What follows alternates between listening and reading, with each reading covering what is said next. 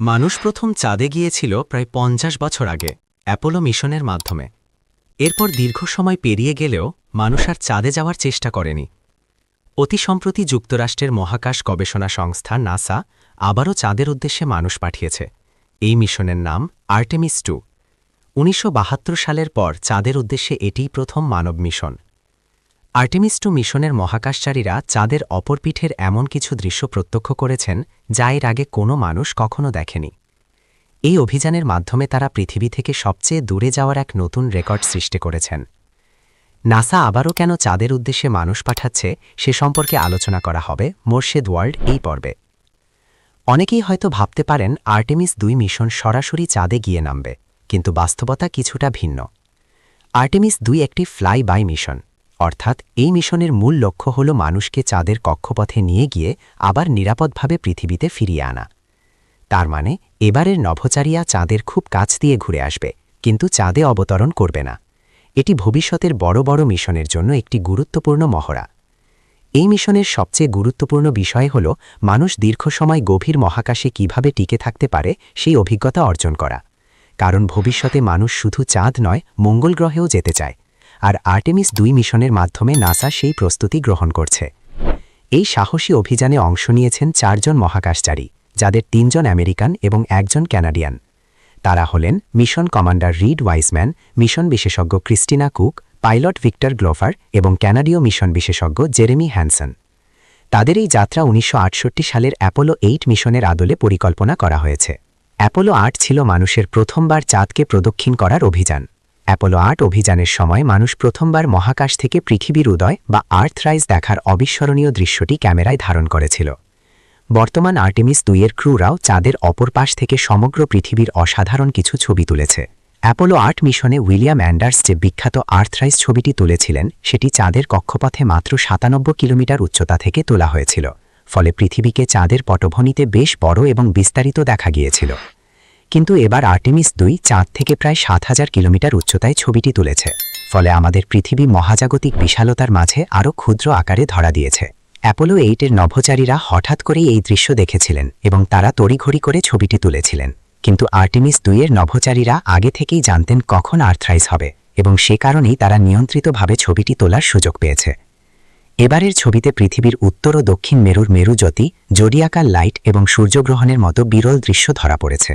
আমরা পৃথিবী থেকে সবসময় চাঁদের একটি দিকই দেখে থাকি। এর কারণ হল চাঁদ পৃথিবীর সাথে টাইডাল লক অবস্থায় রয়েছে। তার মানে চাঁদ যতক্ষণে পৃথিবীকে একবার প্রদক্ষিণ করে ততক্ষণে চাঁদ নিজ অক্ষেও একবার ঘুরে যায়। এর ফলেই চাঁদের এই দিকটি সবসময় পৃথিবীর দিকে মুখ করে থাকে। আমরা সাধারণত চাঁদের অন্য পাশটাকে চাঁদের অন্ধকার পাশ বলে থাকি, তবে ওই দিকটা আসলে আদৌ অন্ধকার নয়। চাঁদের অন্ধকার দিক বলতে সাধারণত যে দিকটিকে বোঝানো হয় তার সঠিক নাম হল চাঁদের ফার সাইড বা দূরবর্তী দিক। পৃথিবী থেকে ওই অংশটি কখনোই দেখা যায় না বলে দূরবর্তী দিক নামকরণ করা হয়েছে। অতীতের চন্দ্র মিশনগুলোর মধ্যে ১৯৫৯ সালে সোভিয়েট লুনা 3 প্রথম চাঁদের দূরবর্তী দিকের ছবি তুলেছিল। পরবর্তীকালে অনেক অরবিটার ও ফ্লাইবাই মিশনও ওই দিকটার বিস্তারিত ম্যাপিং করেছে, এবং অ্যাপোলো মিশনের নভোচারীরা প্রথম নিজে চোখে দেখেছে। অতীত অ্যাপোলো মিশনের সময়সূচি এবং উচ্চতা অনুসারে চাঁদের দূরবর্তী দিকের অনেক অংশই পুরোপুরি আলোকিত না থাকায় তা সম্পূর্ণ দেখা যায়নি।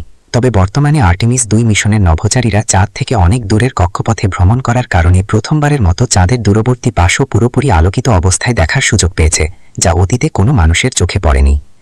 নাসার বর্তমান চন্দ্র অভিযান আর্টেমিস চাঁদে মানুষ পাঠাচ্ছে শুধু গিয়ে ঘুরে আসার জন্য নয়, বরং চাঁদে গিয়ে রীতিমতো বসবাস করার প্রস্তুতি নিতে। চাঁদে বসবাসের প্রধান উদ্দেশ্য হল মঙ্গল গ্রহে জটিল অভিযান পরিচালনার জন্য প্রস্তুতি গ্রহণ করা।